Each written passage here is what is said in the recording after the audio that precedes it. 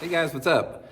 Welcome back here to today's edition of The Fishing Teacher, and really appreciate you guys checking out today's video and spending some time with me today. And this is a video, guys, that I'm gonna love to do because I'm gonna talk about one of my all-time favorite lures today and give you guys some tips and advice on how to fish it, and that is the old school Spoonbill Rebel. Guys, this is one of my top 3 all-time favorite lures ever. It's really good time of year to fish it, as far as like February and March are probably the best 2 months. So I'm going to give you guys some tips and advice on this thing because it still catches them, guys. I've been catching bass on this thing for 50 years. It still catches them. So we're going to get you guys all set up on that in today's episode. Also, guys, just a couple quick things for get started. I just want to invite everybody to please consider hitting that subscribe button here to The Fishing Teacher. It's free and easy. And also, if you want to support The Fishing Teacher, you can become a channel member or a Patreon member by going to my homepage and just click the join button for information. And thank you everybody out there that's been using all the links I put in the description of each video, especially my Tackle Warehouse link for your tackle purchases. Really appreciate that. Okay, guys, a lot of you old channel veterans have been watching. You've heard me talk about the Spoonbill Rebel before. And this is it, guys. This is the old school Spoonbill Rebel. This is probably the original jerkbait, the predecessor of it. And guys, I was around back in the 70s when some of the old Ozark experts figured out that this was the deal. As far as they'd put weights on it like this, like I got some weight on the bottom. They used to just take solder and wrap around the hooks to get the thing to suspend. And it was sort of the father of the suspending jerkbait, the Rebel Spoonbill Minnow. And guys, it accounted for so many giant bass here in the Ozarks.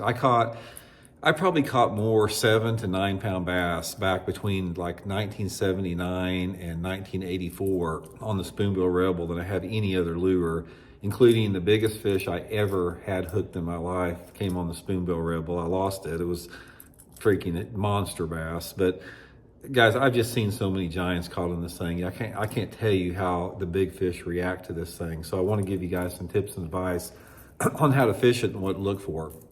Now, first of all, I'm not saying this thing is going to outfish a mega bass in today's world, but there are situations where this thing is still highly effective today for the big fish. And I want to talk about 2 different patterns, the way to fish it, that I have had success on it even recently, fishing it when nobody else does. Now, first of all, it's got a big spoonbill on it, and you don't fish it like a jerkbait. You don't throw it out there and jerk it in like a jerkbait. This thing is more like sort of like a crankbait / jerkbait. So what I like to do with it is I throw it down there like that, I'll let it suspend, and then a lot of times I'll pump it.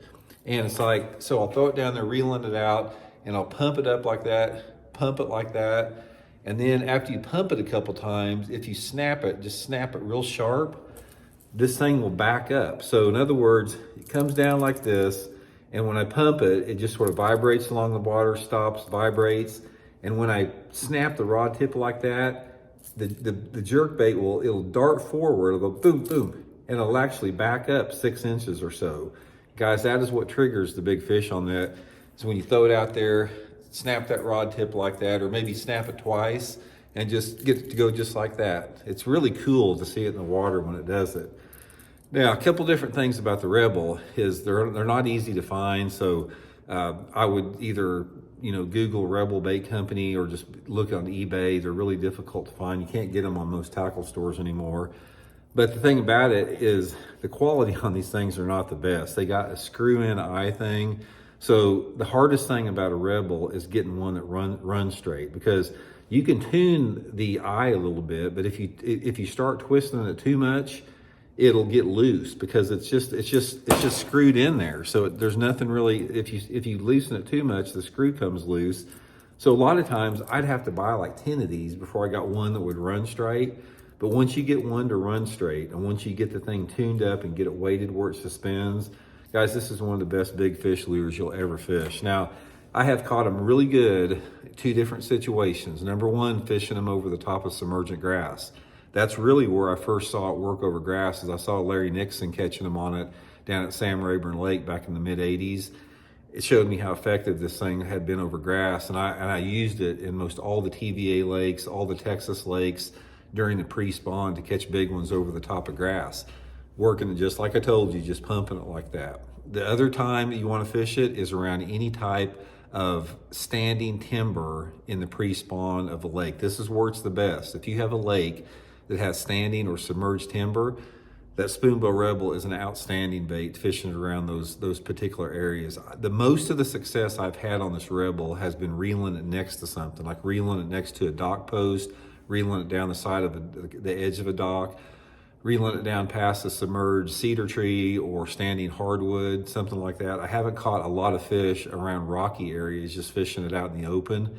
So if you have a lake that has submergent timber, it can be really good on that. And I'm not saying you can't catch them just on bare rocky banks, because you can, but guys, I'm telling you, this thing, there's something about it. It's worth having a few in your box. You can see, how many I got right there. The top few trays, those are all Rebels. Most of them are, 30, 40 years old.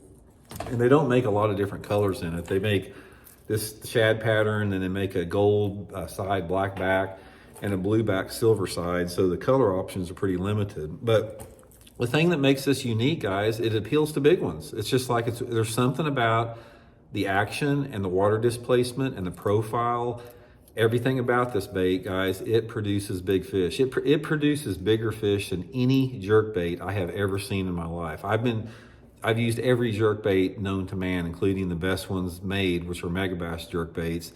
But if you can get them to get going on the Spoonbill Rebel, guys, it can produce so many quality fish for you. So anyway, give it a try. Most of the time I fish it like on 10-pound test, 10 or 12-pound test, Seagarn, Vizex fluorocarbon, 7-foot medium action bait cast rod. And it's got about a 2-month window where it's good. It's best when that water temperature is between, say, 47 to 57 degrees. That's sort of the window with it. It works in a lot of different water clarities. I've caught them in anywhere between 2.5 foot of visibility up to 10 foot of clarity. So it really just depends.